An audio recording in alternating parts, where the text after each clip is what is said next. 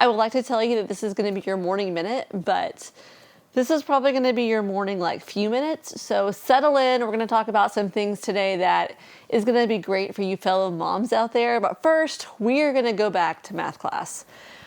I don't know about you, but I had to take a lot of math in school, and my brother taught me such a valuable lesson when we were talking about math one day. It has nothing to do with numbers or anything like that, but it's a concept that actually really helps us with motherhood.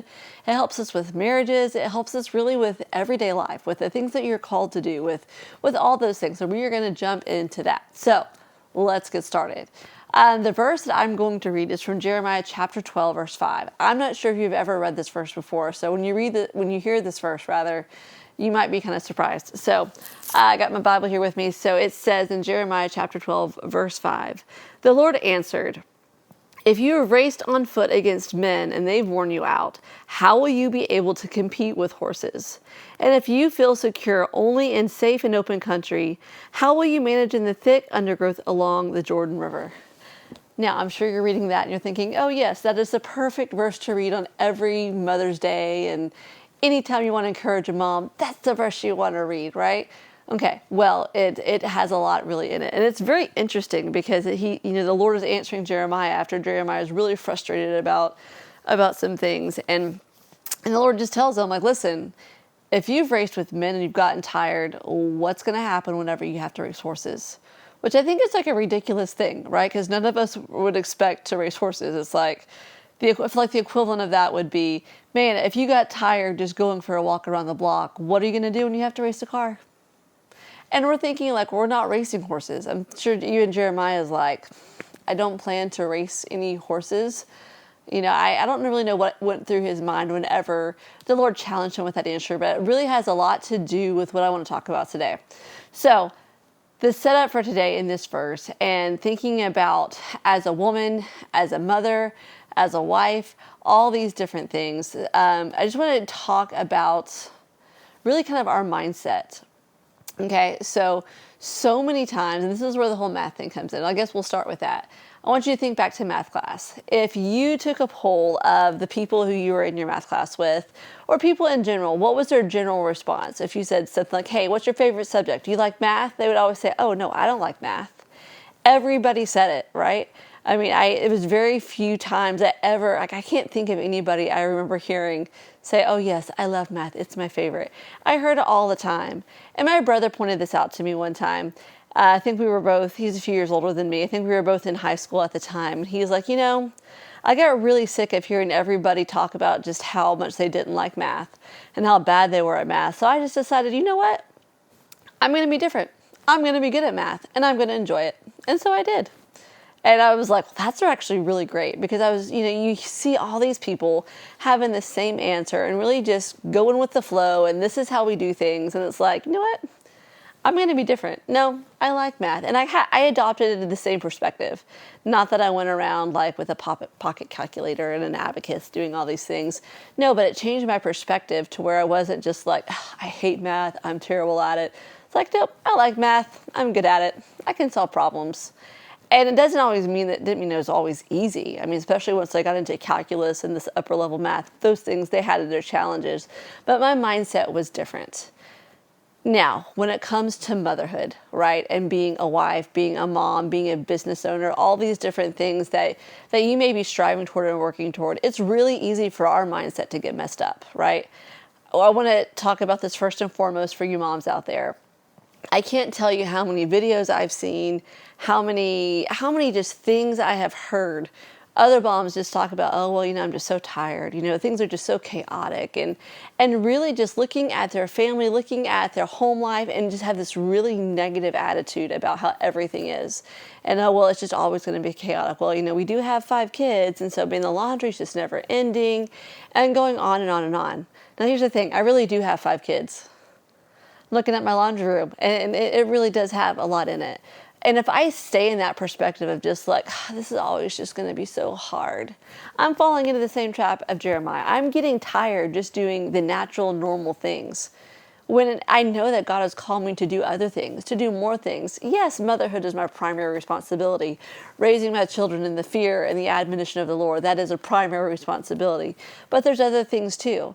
And it's like, man, if I'm trusting and believing God for these supernatural things in my life, I can't even do the basic stuff without complaining sometimes. I can't even do the basic things without, oh, well, it's just really hard right now. And to me, it was just that reminder of like, no, fix your mindset. Come at this with a different approach. It doesn't mean you're not going to have challenging days. It doesn't mean that little Timmy's not going to put oatmeal in the toaster, whatever the case may be. I know for us, we actually found a little plastic piece in our toaster the other day, and it was starting to smoke. And yeah. Anyway, that's if when you have children. But no, I just say that to say, like, this verse to me, it was just that reminder is that when we are doing the natural things, the things that God has put in our life, let's keep the right mindset. He has blessed you with the children He has given you. He has blessed you with the job. He has done these things. As a Christian, I'm assuming if you're watching this that you are a Christian. As Christians, we should not be the ones at the bottom, on the bottom rung, right? We should not be the ones who are like, man, I just have such a hard time making it through the day. Now, why is that? Well, because the Bible tells us that the fruit of the Spirit is joy. Okay, it is, we have all these different things, but joy is one of them. Like, okay, well, we should be happy. We shouldn't be full of discouragement. The Bible also says that I can do all things through Christ who strengthens me. Okay, that's in Philippians. And so we have all these different promises, and that's a couple, but I mean, the Bible is full of different things about how God has created us to be able to prosper, how He has created us to be able to work, how He has created us, and He has given us everything that we need for life and for godliness. And sometimes I think we can get caught up in the monumental task of raising children, or in this case, or whatever the case may be, that we let our mindsets go off the deep end. And we sound just like everybody else. Well, it's just hard. I have to do this, I have to do that. And it just gets hard. And instead, let's flip that on our head. Like, no, you know what? My house, it's going to be a house of peace. Are my kids going to squabble from time to time? Yeah, I'm going to help them figure it out the biblical way. Are we going to be busy? Yeah, but instead of being like, oh my goodness, we're so busy and wanting to complain, it's like, you know what, Lord, thanks for filling up our schedule. Help us to make sure we always take time to honor you. I'm going to just completely flip the script. And in your mindset and changing that's going to help you. Like, you're going to realize that you're not going to be growing weary. Because the thing is that yes, you are here to raise your kids. Okay, that's one of the reasons you're here. If you're a mom, if you're raising kids.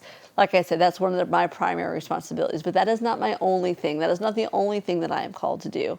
So I am here making videos, right? Okay, it's because I know that the Lord has given me giftings and callings to be able to do this. And the thing is, it's like, if I get tired with that, well, then what am I going to do when I want to do more videos? Am I just going to be like, oh, I'm too tired, I guess I can't do it? Okay? God has plans for you. He has plans for your life. He has plans for your children. Don't get so caught up in the mundane things that you can't ever get to the bigger things because we're just stuck in the mundane, just going with the flow, doing what everybody else says about how hard things are. Like, no. God gives us everything that we need for life and godliness. He can give you the ideas. He can give you the strategies that you need for your family to be able to succeed and to be able to make things different, because He doesn't want you miserable either. He doesn't want moms to just be stuck at home, or if they're at home, twiddling their thumbs like, once again, it's chaos, I don't like it, my house is a mess, all these things. That's not the, like, I guess the center, the emotional center we're supposed to be at. We're supposed to be filled with peace and joy and love and self-control and all these different things. At the same time, as Christians, we're supposed to be helping to spread the gospel. We're supposed to be helping to take care of the poor. We're supposed to, all these different things. And it's like, yeah, let's focus on the kingdom of God. Like, let's focus on that, not focus on how hard things can be just because everybody else is. It's a very popular thing to talk about those things. So instead, let's flip it. Let's remember that God gives us the strength to carry on and to do these things. So that is the morning minute. But hey, before I go, I wanted to mention one thing. Some very dear friends of ours, people that we know, they just made it to Guinea-Bissau, Africa. If you have no idea where that is, I don't blame you. I didn't either until I looked at a globe. It's a very small country on the continent of Africa, but they're very dear friends of ours. Their name are Lydia and Everaldo Nascimento. I'm going to put a picture up of their family and also a QR code to their website. They are ministering in a country that is only about 10 to 11% Christian. Okay, they are missionaries. So they've just gotten over there. They are working to build a church in an area that's only 10% Christian, and of that 10 to 11, only 2% are actually evangelical.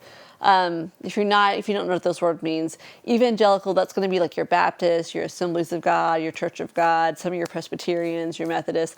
In essence, those are going to be not Catholic. Okay, so really only 2% are your Protestant evangelical denominations. And so they are working to build a church there in Africa. And the Bible has a lot to say about helping the traveling ministers and to support them. And so I wanted to give you guys a chance to do that as well. Like I said, they are very dear friends of ours. They're so happy to be back on the mission field. And they are working to build a church over there. They've already planted one church. I don't know if it has a building yet, but they're establishing a second one. So I'm going to put a QR code to their website that has a way that you can give. Personally, we give to them every month, and I would love for you to join me in that. So anyway, also one last thing, my new book, Behind the Battle, is going to be coming out very, very soon. If you have not heard anything about that, the book Behind the Battle is a book for women who have a husband who's dealing with a pornography addiction. So that is something that my husband and I, we had to walk through. And he actually helped me write the book. He is now clean. He is now free from all that. But it's a book for you. It's a book for the women, for the wives who are dealing with this incredible burden, to give you hope, to give you encouragement, to give you some biblical guidance on what in the world to do when your husband tells you he's been looking at porn. So look for that coming out. We're going to do pre-sale starting pretty soon, and the ebook's going to be available, I believe, on March the 4th. So here, right around the corner.